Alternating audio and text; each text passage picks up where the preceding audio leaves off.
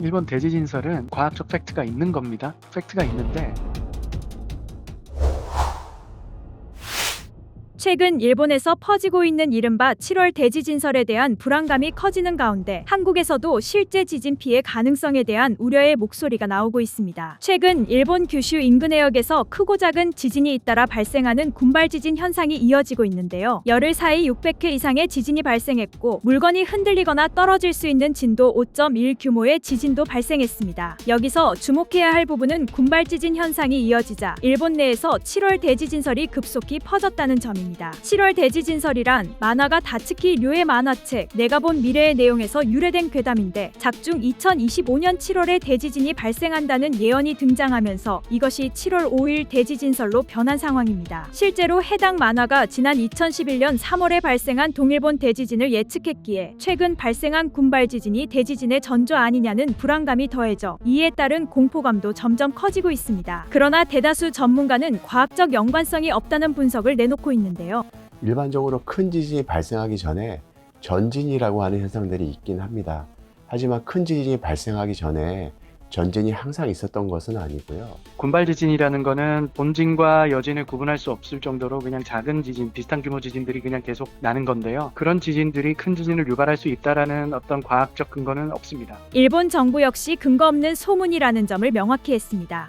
そのような予知の情報はデマと考えられますので、そのような情報で心配される必要は一切ございません。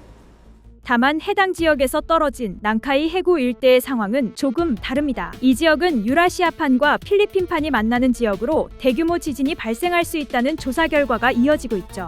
시간 예측 모델이라고 하는 게 있어요. 그 1707년도에 호웨이 지진이라는 지진이 났었거든요. 난카이 해곡에서. 그때의 융기량하고 그 다음 지진들에 일어나는 융기량과 그 지진 간의 주기를 가지고 이제 그 다음 지진을 예측하는 거예요. 통계적으로.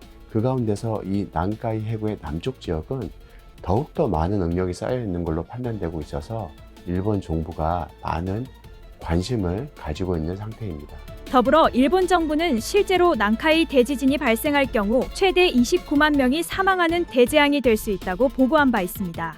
이 난카이 해구 앞바다에 있는 동경 지역에서부터 큐슈 지역은 인구 밀도가 높고 또 많은 산업시설이 있음에 따라서 피해 규모가 동일본 대지진에 비해서 기하급수적으로 큰 상태입니다.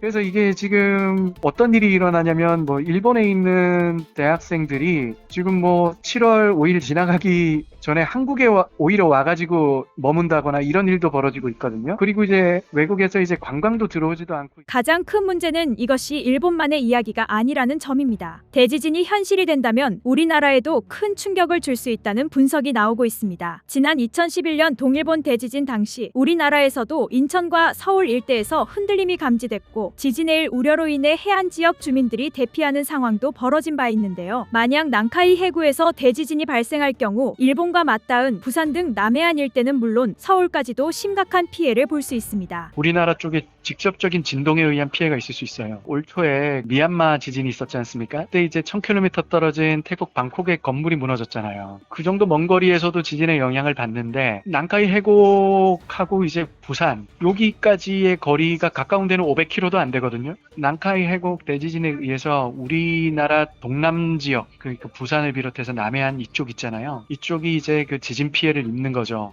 동일본 대지진 당시에도 한반도의 지진 발생 빈도가 크게 증가한 적이 있습니다.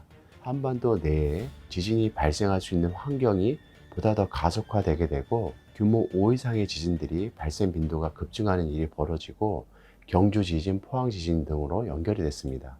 앞서서 동일본 대지진에서 보았던 일들이 보다 더 크게 발생할 가능성도 있습니다.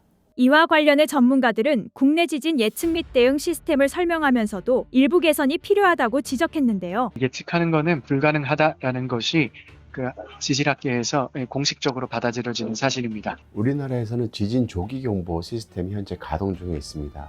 한반도 해역이나 한반도 내륙에서 발생하는 지진에 대해서는 즉각적인 지진 조기 경보가 올리게 돼 있고요.